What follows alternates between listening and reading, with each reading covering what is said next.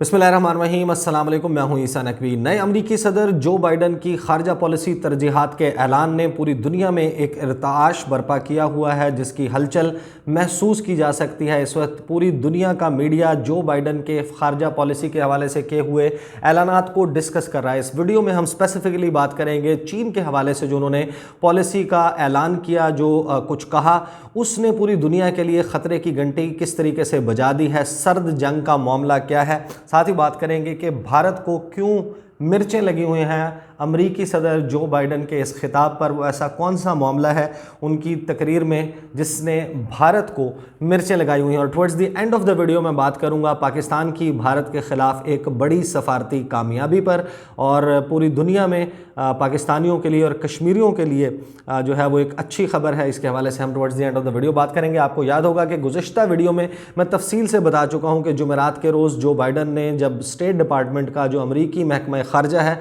उसका दौरा किया, उसके इख्तिताम पर उन्होंने एक तकरीर की जिसमें पूरी दुनिया के हवाले से अमरीका की नई खारजा पॉलिसी, मुख्तलिफ ममालिक के साथ किस तरह के ताल्लुकात होंगे बाइडन इंतज़ामिया के, उसका ऐलान किया। उस वीडियो में मैंने तफसील से बताया था कि सऊदी अरब और मुत्तहिदा अरब अमारात, साथ ही यमन के हवाले से नई अमरीकी खारजा पॉलिसी क्या होगी। नए अमरीकी सदर जो बाइडन ने ये ऐलान कर दिया है कि यमन की जंग का अमरीका हिस्सा नहीं रहेगा। सऊदी अरब और मुत्तहिदा अरब अमारात को असलहा नहीं फराहम किया जाएगा इस जंग के लिए। इसके ज़ाहिर है कि बहुत ज़्यादा रिपरकशंस एंड रेमिफिकेशंस हैं, और साथ ही ये पहलू भी हम ऑलरेडी डिस्कस कर चुके हैं कि पाकिस्तान के हवाले से क्या होगा। चीन को पूरी दुनिया में अमरीका ने अपना सबसे बड़ा, सबसे संजीदा हरीफ, सबसे बड़ा मद्दे मुकाबिल तस्लीम कर लिया है ऑफिशियली। ये जो बाइडन ने जो अपनी तकरीर की उसमें क्या कुछ कहा, उसका जाहिर है कि मैं एक कोट आपको इक़्तबास उनकी तकरीर से पढ़कर सुना दूंगा। लेकिन ब्रॉडली अगर बात कर लें तो जो बाइडन ने यह कहा है कि चीन हमारा सबसे बड़ा हरीफ है। अमेरिका की सिक्योरिटी को, अमेरिका की प्रॉस्पेरिटी को, अमेरिका की डेमोक्रेसी को चीन से ख़तरा है और चीन का मुकाबला किया जाएगा, ये कहा है अमेरिकी सदर ने। यानी कि जो पॉलिसी या जो अप्रोच डोनाल्ड ट्रंप की थी चीन के हवाले से, उसका रेप्लिका हमें एक डिफरेंट मेथड के साथ, एक नए तरीक़ाकार से नज़र आएगा जो बाइडन के दौर में भी। एक सर्द जंग का आगाज़ साल 2020 में हमने होते देखा, जिसमें कौंसल खाने बंद किए जाने, एक दूसरे के इंडिविजुअल्स के ऊपर पाबंदियाँ, सैंक्शंस लगाई जानी। इसी तरीके से जो कंपनीज़ हैं उनके ऊपर पाबंदी लगाई गई। अमेरिका ने लगाई चाइनीज़ कंपनीज़ पर, चाइना ने जवाब में अमेरिका पर पाबंदियाँ लगाई। अब जो बाइडन जो है उन्होंने एग्जैक्टली मेरे पास इस वक्त मौजूद है साउथ चाइना मॉर्निंग पोस्ट, उसने इसको किस तरीके से कवर किया। उन्होंने लिखा है कि in his first foreign policy address US President Joe Biden on Thursday described China as the most serious competitor to the United States and vowed to confront Beijing on various fronts, including human rights, intellectual property and economic policy. अब human rights के हवाले से जब वो गुफ्तगू करते हैं, बात करते हैं, तो तिब्बत, सिंकियांग में वीगर मुसलमानों का मामला, जिस पे पूरी दुनिया के बहुत सारे ममालिक हैं जो ये समझते हैं कि ट्रांसपेरेंसी मौजूद नहीं है, लोगों को एक्सेस नहीं है कि वीगर मुसलमानों के हवाले से जो इंफॉर्मेशन डोमेन में या प्रोपेगेंडा कैंपेन में जो डोमेन है उसमें जो इंफॉर्मेशन अवेलेबल है उसके मुताबिक चीन ने कंसंट्रेशन कैंप्स में मुसलमानों को रखा हुआ है, क्योंकि ऑन ग्राउंड उसका चेक करने का मैकेनिज़्म मौजूद नहीं है, तो उसके हवाले से सवालात मौजूद हैं। इसी तरीके से जो साउथ चाइना सी है और हांगकांग और ताइवान, इसके हवाले से जो चीन की पॉलिसी है उसको कन्फ्रंट करेगा अमेरिका। ये वाज़े ऐलान है नए अमेरिकी सदर का। साथ ही उन्होंने इंटेलेक्चुअल प्रॉपर्टी की और इकनॉमिक पॉलिसी की बात की कि चीन अपनी जो मुआशी पॉलिसी है उसके ज़रिए पूरी दुनिया पर जिस तरीके से हावी होता जा रहा है मुख्तलिफ ममालिक के साथ, उसके जो ट्रेड एग्रीमेंट्स हैं उनकी बुनियाद पर चीन उस लेवरेज को हासिल करता है और पूरी दुनिया में अपने कदम मजबूत किए जा रहा है। इसी तरह इंटेलेक्चुअल प्रॉपर्टी की जो बाइडन ने बात की, उसमें अमेरिका का मौक़िफ़ ये है कि चीन ने जो बड़े बड़े बिज़नेस मॉडल्स हैं उनको चोरी किया है, उनके खाके को देखते हुए अपने बिजनेसेस बनाए हैं, और अब चीन जो है वो पूरी दुनिया में बड़े बड़े बिजनेसेस क्लोज डाउन हो रहे हैं, क्योंकि चीन एक चीप लेबर के साथ पूरी दुनिया में एक्सपोर्ट्स करके अपनी चीज़ें प्रोड्यूस करके भेजता है और उस लेवरेज को फ़ायदा उठा रहा है। इसी तरीके से जो चीन की बढ़ती हुई अस्करी कुव्वत है उसके खिलाफ भी जो बाइडन ने वाज़े तौर पर ऐलान कर दिया। अब इसका इम्पैक्ट क्या होगा, पहले मैं आपको एग्जैक्टली बता दूं कि उन्होंने चैलेंज को टेक ऑन, चीन के साथ मुकाबला करने का ऐलान किन अल्फाज में किया। उन्होंने कहा कि we will confront China's economic abuses, counter its aggressive coercive actions and push back on China's attack on human rights, intellectual property and global governance. We will compete from a position of strength by building back better at home. कि सबसे पहले तो America ने कहा कि अमेरिकी सदर ने कहा कि हम अपनी इंडस्ट्री को और ख़ुद जो अपनी प्रोडक्शन है उसको बेहतर करेंगे, ताकि चाइना ने जिस तरीके से हमारी मार्केट्स के ऊपर हावी हुआ है, पूरी दुनिया में जो है वो ममालिक चीन से इंपोर्ट करने को, चीज़ों को तरजीह देने लगे हैं, इसको काउंटर किया जाएगा कि हम पहले अपनी इंडस्ट्री को बेहतर करेंगे। Working with our allies and partners, renewing our role in international institutions and reclaiming our credibility and moral authority, which much of which has been lost.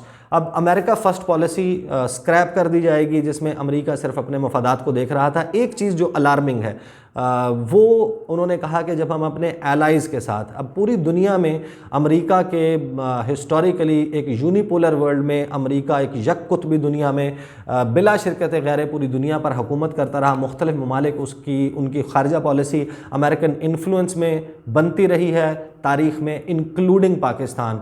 अब ये ममालिक गुज़श्ता 4 से 5 साल के अरसे में चाइना के करीब आए हैं, और इसको काउंटर करने के लिए जब अमेरिका अपनी एक काउंटर पॉलिसी लॉन्च करेगा तो इन ममालिक पर जो हिस्टोरिकली वाशिंगटन के करीब रहे हैं दबाव डाला जाएगा कि चीन से दूर रहा जाए। पाकिस्तान के लिए मुश्किलात क्या पैदा हो सकती हैं, फाइनेंशियल एक्शन टास्क फोर्स को मुतवक्के तौर पर पाकिस्तान की आर्म ट्विस्टिंग के लिए, पाकिस्तान का बाजू मरोड़ने के लिए इस्तेमाल किया जा सकता है। और जो खलीजी ममालिक में अमेरिकन एलाइज मौजूद हैं पूरी दुनिया में, उनके और पाकिस्तान के दरमियान ताल्लुकात को भी जो है वो असरअंदाज होता हुआ हम आने वाले दिनों में देख सकते हैं। पाकिस्तान को चीन से, और इसी तरह वो ममालिक जो चीन के बहुत करीब हैं उनको चीन से दूर रखने के लिए अमेरिका ने ऐलान कर दिया है कि हम ये पॉलिसी लेकर चलेंगे। कॉस्मेटिक्स और तरीक़ाकार मुख्तलिफ होगा, लेकिन पॉलिसी वही चलेगी जो डोनाल्ड ट्रंप के दौर में थी। ये ऐलान था चीन के हवाले से, और इसके रेपरकशंस पूरी दुनिया के हवाले से आने वाले दिनों में देखने होंगे। अब भारत को आग क्यों लगी? पूरी दुनिया में जब आप डिप्लोमेसी की बात करते हैं, और वैसे भी एक अगर ह्यूमन साइकोलॉजी को भी देख लिया जाए तो नज़रअंदाज कर दिया जाना, इग्नोर कर दिया जाना, इसका गम और इसकी तकलीफ़ कितनी होती है वो भारत को लगने वाली मिर्चों से उसका अंदाज़ा लगाया जा सकता है। जो बाइडन का खिताब है, उस खिताब में भारत का क्लेम यह है कि हम पूरी दुनिया में चौथे नंबर की सबसे बड़ी पावर है। अमेरिका के बाद चीन, उसके बाद रूस, और उसके बाद भारत कहता है कि चौथी बड़ी कुव्वत है भारत। अब नए अमेरिकी सदर अमेरिका के खारजा पॉलिसी तरजीहात का ऐलान करते हैं, और वो एक मर्तबा भी लफ्ज़ भारत अपने मुंह से अदा नहीं करते। यानी कि दुनिया का सबसे बड़ा मुल्क जब अपनी खारजा पॉलिसी का ऐलान कर रहा है तो जो सेल्फ प्रोक्लेम्ड चौथी बड़ी ताकत है उसका नाम नहीं लेते। उसके ऊपर मुख्तलिफ़ किस्म के जो है वो तज्ज़िये और तबसरे हो रहे हैं भारतीय मीडिया में, और ये इस बात को क्रिटिसाइज़ भी किया जा रहा है कि जो बाइडन ने हमें क्यों भुला दिया, हमारे हवाले से क्यों बात नहीं की। मैं आपको कोट सुनाता हूँ व्योन से। व्योन ने क्या लिखा है इसके हवाले से। उन्होंने कहा, what about India with a question mark, a long time ally of America. Now they are counting on the services कि जो खिदमात भारत ने अमेरिका के लिए डोनाल्ड ट्रंप के दौर में दी, जिसकी वजह से रूस और भारत के दरमियान दूरी पैदा हुई। चीन को उन्होंने टफ टाइम देने के लिए एक अमेरिकन पपेट के तौर पर, एक पिट्ठू के तौर पर अपनी पॉलिसी जो है वो जारी रखी, और नतीजा क्या निकला कि जो बाइडन ने बात तक नहीं की, तस्करा तक नहीं किया अपने मोस्ट इम्पॉर्टेंट एशियन पार्टनर का। व्योन लिखता है, what about India, a long time ally of America, a member of the quad, वो 4 मुल्क जो चाइना को कन्फ्रंट कर रहे हैं, जापान, ऑस्ट्रेलिया, अमेरिका और भारत, जिनकी इंडो पैसिफिक रीजन में IOR में एक मुश्तरका पॉलिसी है। साउथ चाइना सी के हवाले से चाइनीज़ क्लेम्स को रद्द करते हैं ये, और मिलिट्री और नेवल एक्सरसाइजेज, एक दूसरे के साथ basic exchange and cooperation agreements Bika, एक दूसरे के साथ मिलिट्री अलाइंसेस बनाते हैं चाइना को कंटेन करने के लिए, कर्टेल करने के लिए और इन तमाम रीजन्स में कन्फ्रंट करने के लिए। भारत क्वाड का मेंबर है, one of America's most important partners. The new vice president of the US Kamala Harris is half Indian. There are at least 20 Indian Americans in Biden's White House team, but the president made no mention of India, not once. How should New Delhi perceive this? Was the omission intentional? जानबूझ के किया जो Biden ने, कि नाम तक नहीं लिया भारत का? Biden has been a leader long enough to know how these things work. Historically, Democrats have been friendlier with India, no matter who is in power. From John F. Kennedy to Barack Obama, all American presidents have tried to improve ties with India. India also sits in the center of the strategic architecture the US envisions for the Indo-Pacific region. New Delhi is Washington's biggest Asian partner.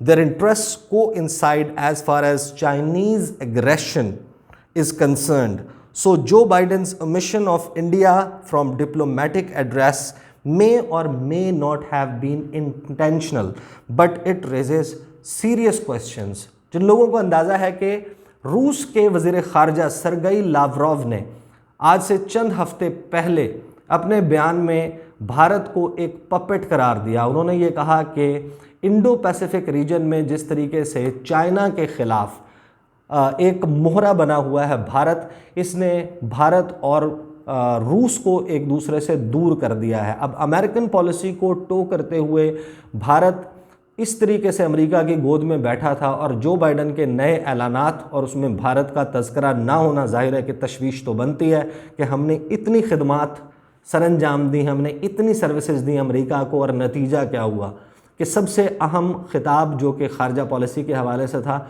उसमें भारत का तज़किरा ही नहीं। Now coming towards the last part, जिसमें मैंने आपको कहा था कि कश्मीरियों और पाकिस्तानियों के हवाले से मैं आपको बताऊंगा कि एक इंतहाई अहम खबर और सफारती महाज पर भारत की एक और शिकस्त। न्यूयॉर्क, जहाँ पर अक़वाम मुत्तहिदा के हेडक्वार्टर मौजूद हैं, न्यूयॉर्क वो जगह जहाँ से पूरी दुनिया के हवाले से बड़ी बड़ी अनाउंसमेंट्स आती हैं, वहाँ पर उधर की जो स्टेट असम्बली है और अमेरिका की पहली रियासत बन गया है न्यूयॉर्क, जिसने 5 फरवरी, एक रोज़ पहले ये दिन गुजरा है, यौम यकजहती कश्मीर के तौर पर पाकिस्तान में मनाया जाता है ऑफिशियली सरकारी तौर पर, और पूरी दुनिया में बसने वाले पाकिस्तानी, पूरी दुनिया में बसने वाले कश्मीरी इस दिन को कश्मीरियों के साथ इजहार यकजहती के लिए इस्तेमाल करते हैं। मुख्तलिफ़ तकरीबात होती हैं, इंडियन हाई कमीशंस एंड एम्बसीज़ के बाहर एहतजाज होते हैं, लेकिन कहीं पर भी ये सरकारी तौर पर नहीं होता।